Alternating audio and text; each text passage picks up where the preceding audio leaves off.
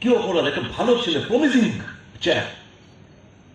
এই যে পরমেশ্বর ছেলেটা, তার বাড়ি গেছিলাম আমরা প্রদেশ কংগ্রেস সভাপতির নেতৃত্বে।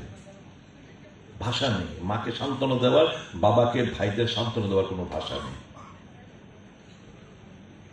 এবং জানেন আপনি, আমি জিজ্ঞেস করলাম, আমি ওখানকার সাংবাদিকদের বলেছি যে ছেলেটাকে কিছু ছেলে মারধর করছিল, বকাবকি করছিল, ওই ছেলেটা বাঙালি, সাম চক্রবর্তী, জীবন চক্রবর্তী। परमेश्वर যদি তার মেন্টালিটি হতো যে मैं क्यों इसके बीच में जाऊं, ये तो बंगाली मार रहे, कोई मरने दो इसको। তার মানসিকতা দেখুন, পরমেশ্বরের এগিয়ে গেছে। এই ভাই তোমরা কি করছো? আরে তো মেন্টালি একটু ইনস্টেবল, স্টেবল নয়, মেরো না ওকে, এটুকু তো অপরাধ না। তাকে কিছু দুষ্কৃতিকারী তাকে মারধর করছে। পরবর্তী সময় আমি যতটুকু শুনলাম যে ইলেকট্রিকিউটেড হয়ে ultimately end of the day তাকে প্রাণ দিতে হয়েছে। That incident led to a mini riot in Gandacherra. আমি বাঙালিদের বললাম ত্রাণ শিবিরে গিয়ে, ডু ইউ থিঙ্ক যে আপনার প্রতিবেশীরা যারা আদিবাসী বন্ধুরা তারা খুব খুশি? নিশ্চয়ই না। আমরা যেমন দেখেছি ব্যথিত, ঠিক আপনার প্রতিবেশী যারা আদিবাসী তারাও সমানভাবে ব্যথিত।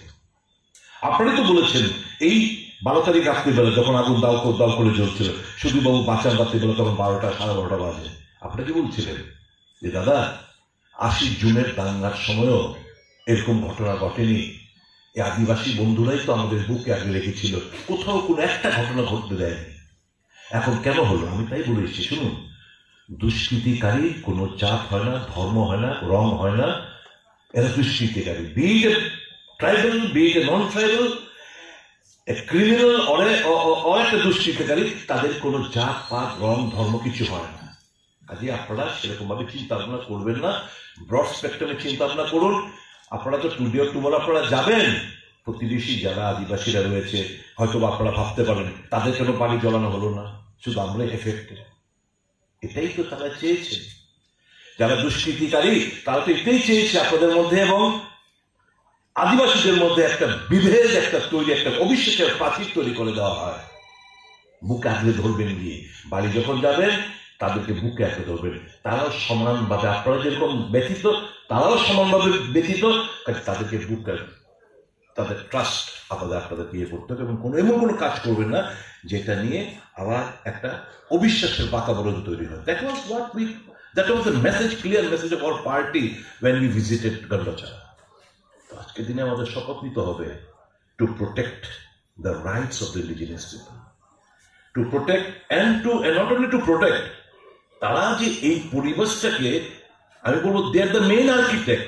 এই পৃথিবীটাকে যদি বাঁচাতে হয় আমাকে তাদের সংস্কৃতি, তাদের কালচার, তাদের সমস্ত কিছু আমাকে প্রোটেক্ট করতে হবে। এবং ভেরি রাইটলি আজকের যে এই যে 2024-এর যে theme, protecting the rights of indigenous people in voluntary isolation and initial contact.